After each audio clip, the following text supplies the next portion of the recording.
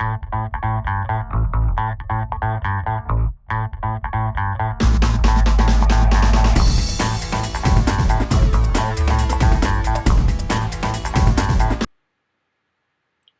and welcome to episode number 7 of Road to 500 Will Drop Tab. This is actually one of my first times heading to Bandos since the EOC, and I basically decided that I am going to grind out Bandos until I get some chestplate, and basically I want a chestplate and I want some tacets. Yeah, just for the damage boost, because it will help me with all the other PVMing I will be doing. So yeah, I decided to start it off here, and I found out that the kills were very smooth. It worked out quite well. And I'd also like to quickly apologize, and I know I do this a lot, but this episode is very short. This episode actually includes about 10 hours of clips. It's just, there's not, I don't know, it's just like I didn't want to show I could have made it like a 12-minute video, but then there would have been a lot of it of just me like randomly killing bandos, and I mean I'm only really gonna show one full kill because that's all you really need to see. And my action bar setup, I'd just like to mention this is what it was at the start. I basically tweaked it throughout this 10 hours roughly of bandos, and yeah, I guess we will cut to some mutations we received.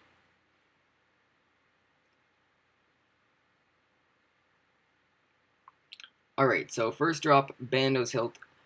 I was very happy about this drop until I realized it was worth about 700k. That was a very, very sad moment in my life. But, I was thinking, one Bandos Hilt, that's fine, that's fine. Only 100k C in. It was actually a little more than that. I actually went out a couple times because one of my friends was at another boss, and, yeah, I was giving him supplies and stuff because I had extra.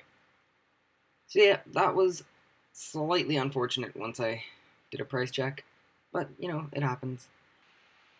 Alright, so I decided I was just going to show part of the last kill of the trip. I was there for a very long time. I don't remember exactly how long, but yeah. I also got an elite clue during that trip, and I wasn't recording it. I'm not really sure why. My recorder might have been on like for a really long period of time, and I just deleted the whole clip. It was like half an hour long because I forgot it on.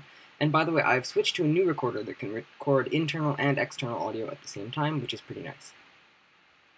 So, for this clue, it was entirely scan clues, which was nice, and I was actually surprised at how difficult the Guthix wizards were to kill. It's not like they came close to killing me or anything, but they actually took quite a while with the Dragoids to kill. They're level 182, which was high, I thought anyway. So yeah, just doing some scans, having trouble killing some wizards, but yeah, I'm going to do most of the clues I end up getting. I like clues because it's kind of a break from just grinding out a boss. And here is the casket. Here's the puzzle. I love the slider puzzles. I hate the Celtic knots, or Celtic knots, depending on where you live. But yeah, you're gonna see the loot in just a second, and 60k. Yay! So we have had 2 clues that could not get much worse in the series, so I'm sure the next one will be better.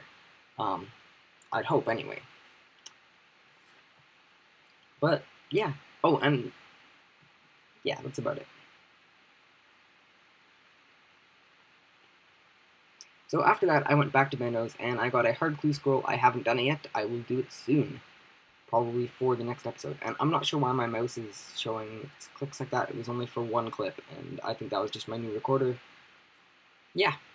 And there it is again. Another Bandos Hilt. That made me quite sad, because it had been like maybe 750 kill count, something like that. And I had 2 Bandos Hilts, which are supposedly the rarest item, too. So, basically I got the 2 rarest items, and they were pretty much the cheapest items. So, yeah, that was a little bit annoying to see, but I am not giving up. So, although that, yeah, I'm not going to give up. And that was actually the last, like, Bandos drop for this episode, but I did get a rare drop table, clean Torstals. Unfortunately, Torstals are 10k each, so it equated to roughly 300k, but, that's fine. I will take 300k whenever it is given to me. Now Shimichi showing I'm about to hit 22 mil HP, which is kind of cool. So here is the first effigy of 700, 800 KC of Bandos. I'm glad I got it, because effigies are always nice. They give you lots of experience. I don't know what else you can say about that. Yeah, it was nice, and it's the first time my skills are kind of high enough I can actually open some of them. And there you have a second effigy in a very short amount of kills, which, yeah, once again was quite cool. And if you're wondering why my kill count is basically staying the same, it's because I left the room a bunch of times, and then I'd go eat something, or I'd help someone out, or whatever, and then come back. So this is just me using my various Dragonkin lamps. I use them both on Slayer, because I want 90 Slayer for ports. So there you have it.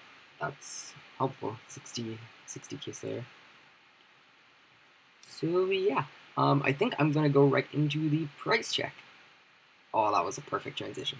So 36 mil with other stuff, more than that. I'm saying 37.5 mil roughly, which is actually, you may think it's not all that much, but it is, because earlier in this episode I repaired both my Dragors, I repaired my Tetsu Helm, I repaired all of my Barrows, and I made 120 overloads. So that's I actually made quite a bit at the Bandos at that point. So yeah, I would like to thank you guys so much for watching this video. Have a great day, everyone. Next episode will be out, I'm going to say soon, assuming I get some sort of drop, and peace out.